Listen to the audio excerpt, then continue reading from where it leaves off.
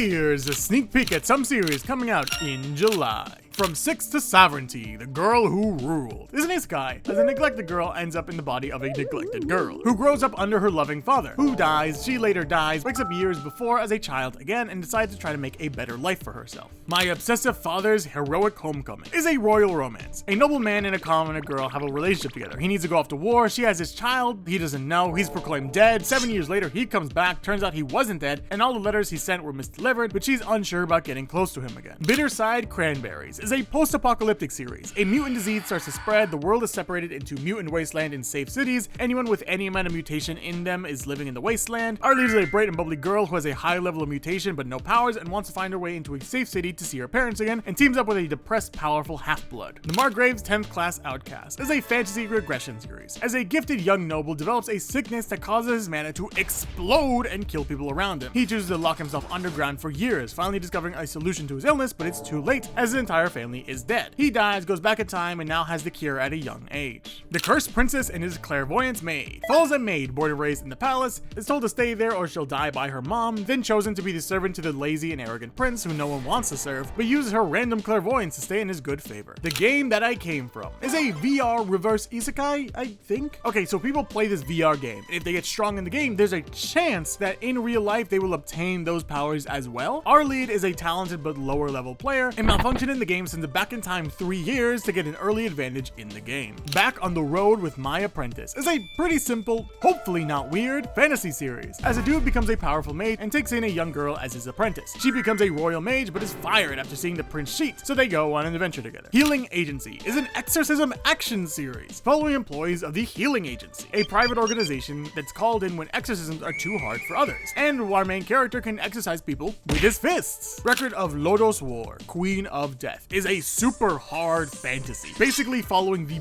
build-up and tragedy that commoners go through, leading to them rebelling against the kingdom. Bird Strike is about birds. Yeah, kinda. It takes place in a world with avians, human-like creatures seemingly at odds with humans. Avians attack the palace looking for humans who kidnapped avians, and one gets caught and needs to use a princess as a hostage to escape. My personal recommendations are the Necromancer Saint, a good old-fashioned reverse isekai. Fun power system and world, also the idea of a necromancer who's also been given saint-like powers, but this is a really interesting power system. I dominate a magical continent with an industrial revolution. It's a classic, greatest state developer like isekai series, as a dude has to use knowledge of the real world to help struggling people. Healing Agency, actually pretty cool. The idea of action exorcism is surprisingly fun, and having a bunch of almost different exorcism factions deal with wild demons is surprisingly really interesting. So in case you need an update,